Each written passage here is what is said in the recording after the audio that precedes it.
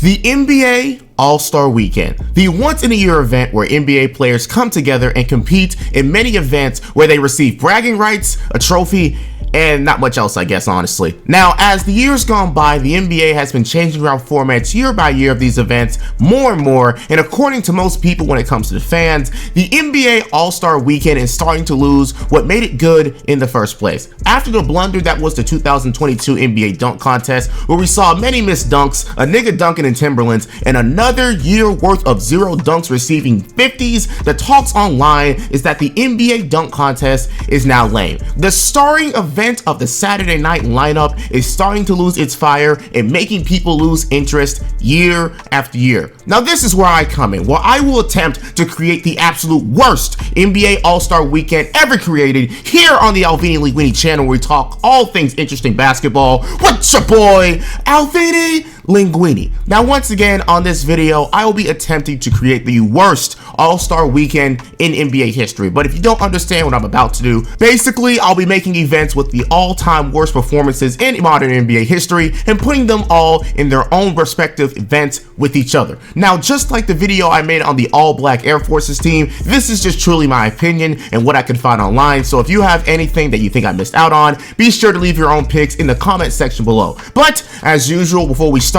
you already know what I have to do. The like goal of this video is the usual 1,000 likes to support the channel. Follow me on Twitter and Instagram for channel news and updates, and follow my Twitch for weekly streams. But with all that out of the way, you already know who it is. What? He incurred an injury dealing with weights in the weight room, so he's stitched up in the left hand doing all this.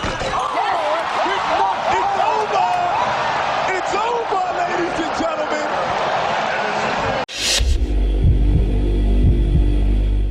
Alright, let's set up the rules. First, let's set the scene. Out of all 30 teams in the NBA, the worst venue to hold an All-Star Weekend when it comes to, let's just say, tourists is easy. The winner is Detroit, Michigan, one of the murder capitals of the USA, and obviously we hold the All-Star event in Little Caesars Arena so everyone can get a piping hot, one-topping pizza for $5.50. We used to live in a country. A proper country. Anyways, we'll probably just save money by bringing in Fergie to sing a national anthem again and giving her full creative control on how to sing it however she wants.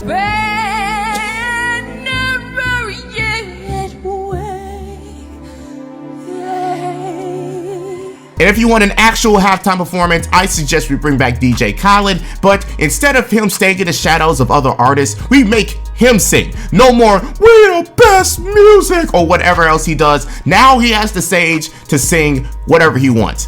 I know that ought to go well. But seriously, my goal is to make the worst All-Star Weekend ever. However, I will not be talking about the worst celebrity game, Rising Stars game, or skills challenge, mainly because I don't want to make this video 1 hour long, and just to keep things as short as possible. But today we will be focusing on the worst dunk contest, the worst three-point contest, and the worst All-Star team, where I'll be making a 5-man starting lineup. And honestly, if you'd like to make a team for them to go against, please leave it in the comments, because I'm not making a team of 10. That'd be too controversial, and I already know how y'all niggas will react if I'm too controversial. But anyways, with that, we are setting up the lineups, and we'll be going on and starting with the worst three-point contest.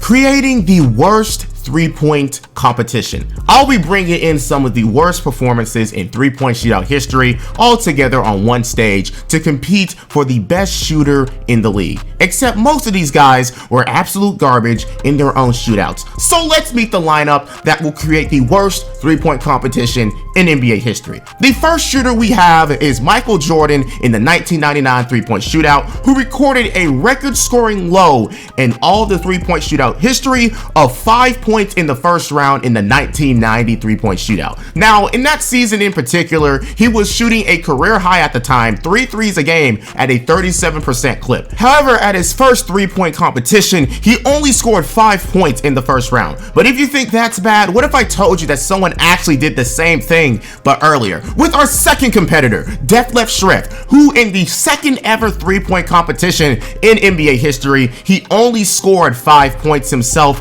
in the semifinal round. Now considering that he literally only shot less than 1 3 a game in 1988, it was safe to say that you wasn't going to expect much from him. Now, I was born in 1999, so any boomer that wants to tell me how he was considered to be a sharpshooter in this day, be sure to do that for me. But for our third competitor, we have Kevin the Snake Durant. Now, for some people, you are confused on why KD would ever be in this competition. Well, that's easy. In his 4th season in the NBA, where he shot his worst numbers from 3 since his rookie season, and it correlated with his performance in the 2011 3-point competition, where he only got 6 points in the first round. But if you think that's bad, again, what if I told you that someone did the exact same thing, however, in the exact same year? Yes, you heard me right. Our 4th competitor is going to be Daniel Boobie Gibson, one of LeBron's best shooting teammates. But in the 2011 year, the Cavaliers were without LeBron, and Daniel Gibson had a career year, scoring 11 points per game while shooting a better 3-point percentage than an actual field goal percentage.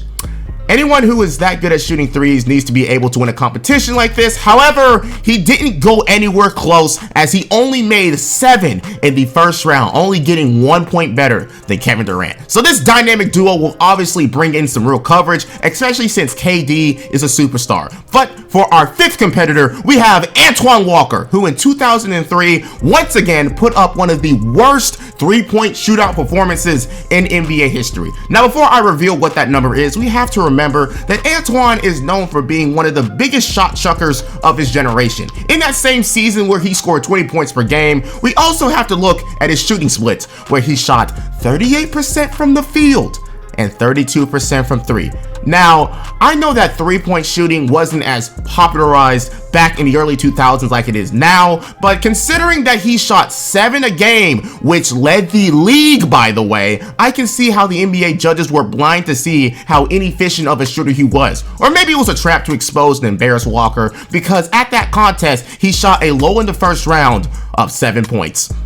Remember, he led the NBA in 3-point attempts per game. This is literally the equivalent of Stephen Curry going out there and getting like 5 points in the first round. And believe me, if this happened today, he would be slandered for sure. Now, for the sake of getting more people to watch, let's add some more superstar power to come in and compete in the contest. Like our 6th contestant, the LeBron stopper himself in 2010, Dirk Nowitzki. Now, for most, they consider him to be one of the best 3-point shooting big men of all time. However, just like how he won MVP and then got beat in the first round, we have to consider his blunders at something that he is great at. Because in both the 2001 and 2007 3-point competition, he scored the lowest marks in the final round of the 3-point contest history, with scores of 9 points and 10 points. So just like his infamous MVP season where he did great in the first round, he couldn't continue his dominance when it mattered most. But don't worry, when he is added to this 3-point competition, he'll most likely put up a masterclass against everybody in the first round,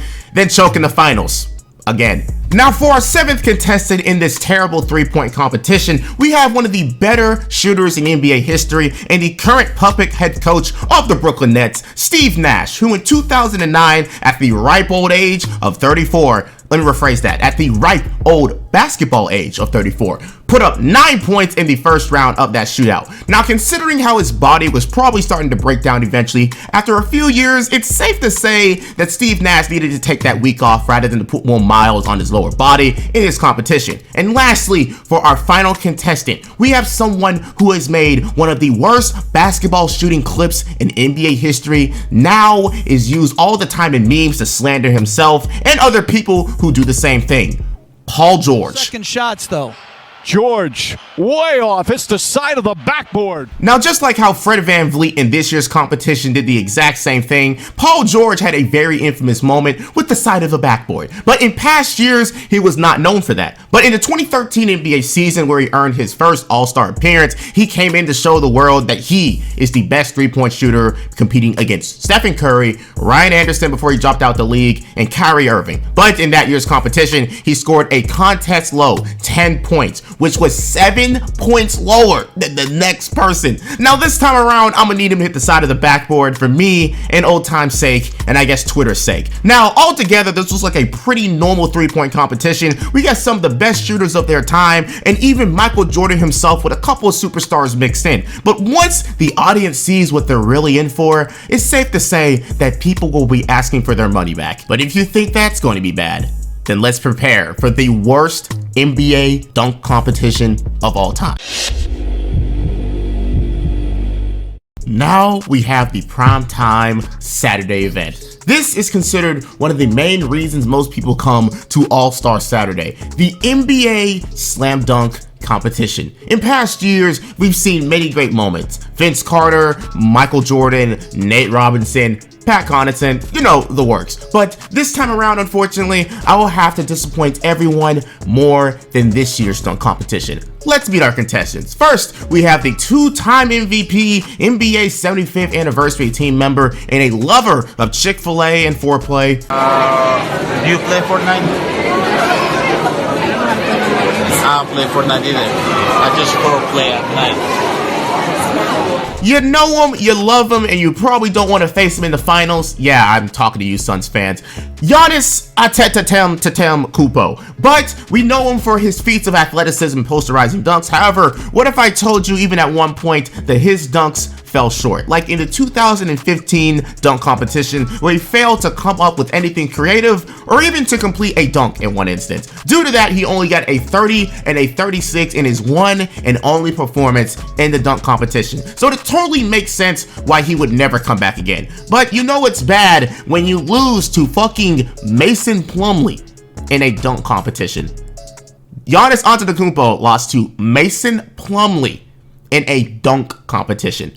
I just want that to really stay in your head for now on, okay? But for our second contestant in this all-time dunk competition, we have Larry Hughes, who is infamous for having one of the worst dunk competitions you will probably ever see. In 2000, where he faced off against Vince Carter, T-Mac, and Steve Francis. So you already know you'll have to come up with a huge bag to be able to compete. Unfortunately for Larry, he couldn't even complete 2 out of his 3 dunks, and this last one was the epitome of an in-game dunk. So with that lack of enthusiasm and lack of being able to even complete a dunk, I am sure he'll be perfect to mess with the feelings of everybody watching in the biggest dick pool in NBA history. For our third competitor, we have one of the best rebounders in our modern day history, and I say that with very little merit, Andre Drummond, the big penguin himself. Now it's safe to say that most people wouldn't consider the 6'10", almost 300-pound Drummond to be the most athletic human on earth, but your speculation was exactly correct, because as his 2 dunks in the first round, they only got scores of 36 and 39. So I think he'll be perfect to continue the narrative of how most people would say big men shouldn't compete in the dunk contest, because big men dunks aren't as impressive as smaller dunkers dunks, which is why we have Nate Robinson winning 2 dunk competitions, which makes sense for sure. But for our final contestant, we have our main headliner, Aaron Gordon. Now, you may be asking, why is the person who was able to go toe-to-toe with Zach LaVine in the 2016 dunk competition now here for the worst dunk contest ever created section of this video? Easy, because in the 2017 dunk competition, where he was trying to compete to get his title back from when he lost it the year before, well, he kind of sustained a bone bruise 12 days before the contest. Yet, he still went and competed. Due to this, he will be perfect for this contest. A well-known highlight dunker coming in to wow the audience. However, your expectations fall short because he's actually injured. And this is exactly what you'll get, because he got the lowest scores in that whole competition, getting a 38 and a 34. Now, once again, we have the usual format for the dunk contest: 2 dunking superstars and 2 above average dunkers, basically. However, it'll all be disappointments everywhere. Enough to make Shaq want to reconsider ever coming back. Hope you like missed dunks and a lot of disappointment.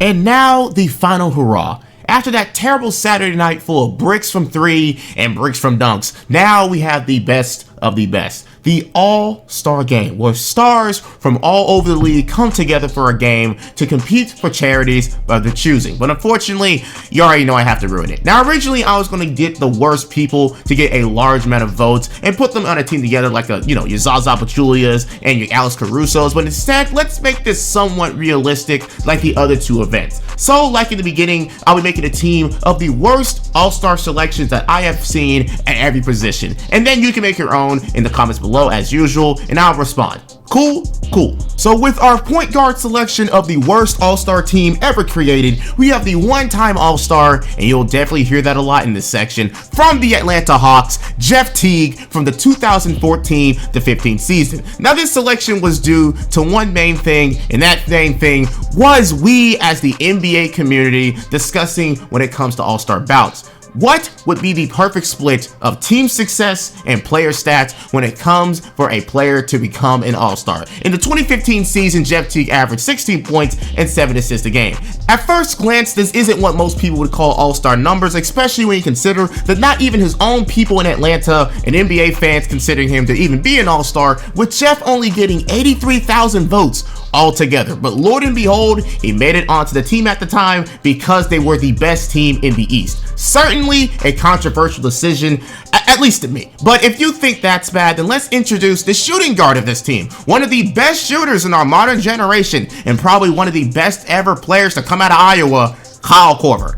What? Alvini, 2 people from the same all-star game? Yes, nigga, 2 people from the same all-star game. It's that bad. Now we'll go on and make everyone aware that he was an injury replacement to Dwayne Wade. But seriously, you couldn't find anyone else. In the 2015 season, he averaged 12 points a game. 12 points a fucking game. Yes, I know he almost shot a 50-50 split from 3, but bruh, 12 points a game and being an all-star as a guard, because believe me, someone we will talk about later had a lower point per game average. Naming Kyle Korver as a replacement of the all-star game is like giving Duncan Robinson, who puts up 11 a game for the Heat, on 8 threes a game as a replacement if the Heat were the first seed.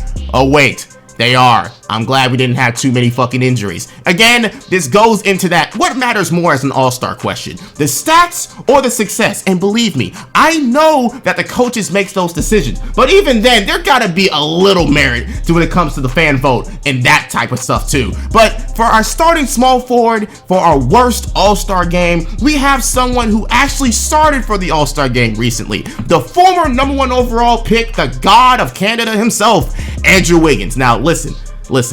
No, seriously, listen. I am not here to start a debate on whether he deserved it or not, but what I am going to say is that he has a case for one of the weakest all-star starter selections in NBA history, and it's all due to that damn fan vote. How are you going to tell me that Andrew Wiggins is somehow going to get the 3rd most votes in the front court of the Western Conference? Well, unfortunately, as the years gone by, the internet will continue being the internet. Now, is he here for his all-star status? Not at all. But the fact that he started due to the internet campaign itself and a fucking K-pop star is very head-scratching. But again, the fan votes will continue being the fan vote, and this year just validates more people to troll online and continue to make this type of stuff happen. But for our power forward for the worst all-star team ever created, we have someone we've already talked about before. He's big, he's a rebounding machine, even if they're off of his own misses the majority of the time. Andre Drummond. Now, I'm gonna be honest, I couldn't find a bad actual power forward, so let's just act like this is just a front court position more than this is a power forward spot. Now, anyways, I'm not here to talk about his second all-star bout. No way, he was one of the many replacements that year. I'm here to talk about the first one, where we had the problem of the lack of any actually good big men. And believe me, the center of this team will be the biggest example of just how bad that era of big men was at one point. Andre Drummond was actually considered to be one of the top big men at one point due to his inflated numbers at that spot, getting a monstrous 16 points and a league-leading 14.8 boards a game. Let me rephrase that. His boards were monsters, not the fucking points. But his main criticism that people had looking back at his old game was the fact that he had 0 post game at all and only scored at a 52% clip as a fucking paint center. Did he deserve it at the time due to the lack of actually, premier big men like we have now? Sure. But nowadays, are most people going to think of him highly due to it, especially considering how he is now? Fuck no. But for our center spot, to top off this terrible all-star group, we have a 2-time all-star who is known for his shot blocking prowess, Roy Hibbert. Where do I even begin with this one? Roy Hibbert has to be one of the worst big men to ever make an All-Star game. Now again, I know he was a product of his time because of how bad big men were compared to how we have it right now. The East was just thirsty for some type of center talent. The main reason I bring him up as one of the worst All-Stars is his stats, mainly. I know he had a defensive impact like fucking, where his name is, Rudy Gobert right now, but his stats are nowhere near as good as Rudy's right now. All he was there for was his defense. In his first ever All-Star game, he got 12 points, 8 boards, and 2 blocks a game. Am I looking at Roy Hibbert or Miles Turner? That's how bad it was. Dude was even shooting 43% as a big on 9 shots a game in his second All-Star season. We better consider ourselves blessed to have people like Joel Embiid, Jokic, Cat, and others, because the drought the NBA was in at the time when it came to center talent in the East was fucking atrocious. But at least it fits the theme of the worst All-Star lineup you could possibly ever have in our modern generation. So, how would you enjoy this All-Star weekend? We got a disappointing 3-point shootout and dunk contest, and probably the weirdest cast of characters you will ever see in an All-Star game ever to date. Now again, like my Black Air Force Squad video, this is all just my opinion, so I am sure y'all are going to either roast my opinions or agree with them in some case, or just, you know, edit them a little bit. So again, let me hear how you would change my fucked up version of an All-Star weekend, because I am sure I will get a nice laugh out of what y'all come up with. But as usual, thank you for watching this video, and I hope you enjoy, as my goal for this channel is to inform and entertain. Check out my social medias for the inside life of Alvini and other channel news and updates. Check out my Twitch where I stream weekly and have to go through shit like this all the time. Bro, calm down. Child abuse. You want to see some child abuse? Watch this. And lastly, if you want to talk to your boy, there is always my Discord. Links are in the description. But with all that out of the way, this is your boy, Alvini Linguine. Saying peace. And yes, I'm really not a fan of Roy Hibbert being an All-Star. I was never a fan of that.